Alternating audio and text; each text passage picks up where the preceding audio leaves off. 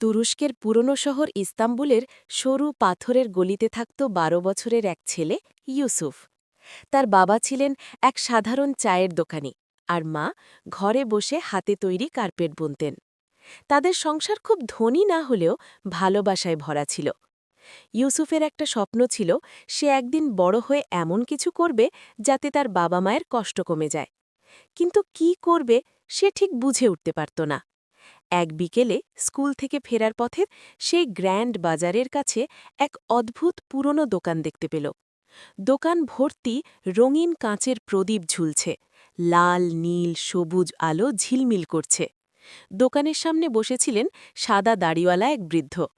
বৃদ্ধ হাসিমুখে বললেন, এসো ছেলে, আলো দেখতে ভালো লাগে? ইউসুফ লাজুকভাবে মাথা নাড়ল। সে আগে কখনো এত সুন্দর প্রদীপ দেখেনি।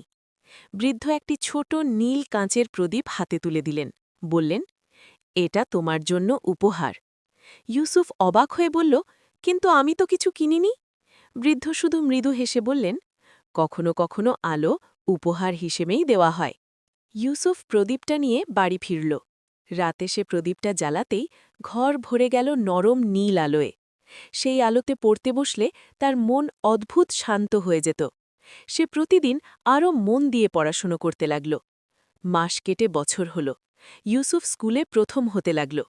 তার শিক্ষকরা অবাক, এত দ্রুত বদলে গেল কিভাবে? একদিন সে আবার সেই দোকানে গেল বৃদ্ধকে ধন্যবাদ দিতে, কিন্তু গিয়ে দেখে দোকানটি বন্ধ। পাশের দোকানদার বললেন, ওই বৃদ্ধ অনেক দিন আগেই এখানে দোকান বন্ধ করে দিয়েছেন। ইউসুফ চুপ করে দাঁড়িয়ে রইল। তার হাতে তখনও সেই নীল প্রদীপ। বছর 10 পরে ইউসুফ তখন বড় হয়েছে। সে ইঞ্জিনিয়ারিং পড়ে শহরের নামকরা একজন ডিজাইনার হয়েছে। তার প্রথম বড় প্রজেক্ট ছিল ইস্তাম্বুলের একটি পুরনো মহল্লায় সৌর আলো বসানো, যাতে গরিব মানুষদের গলিগুলো রাতেও আলোকিত থাকে। প্রজেক্ট শেষ হওয়ার দিন রাতে পুরো এলাকা আলোয় ঝলমল করে উঠল। মানুষ খুশিতে হাততালি দিল। ইউসুফ দূরে দাঁড়িয়ে সেই আলো দেখছিল। হঠাৎ তার মনে পড়ল সেই ছোট নীল প্রদীপ। সে বুঝল, ওই বৃদ্ধ তাকে শুধু একটা প্রদীপ দেননি, তিনি তার ভেতরে আলো জ্বালিয়ে দিয়েছিলেন।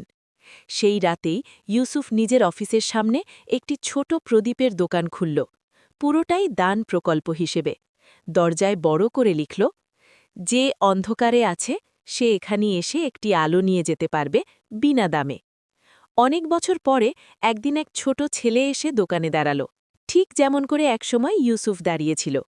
ইউসুফ মৃদু হেসে একটি নীল কাঁচের প্রদীপ তার হাতে তুলে দিল, কারণ সে জানত একটি ছোট আলো কখনো কখনো পুরো জীবনের পথ বদলে দিতে পারে।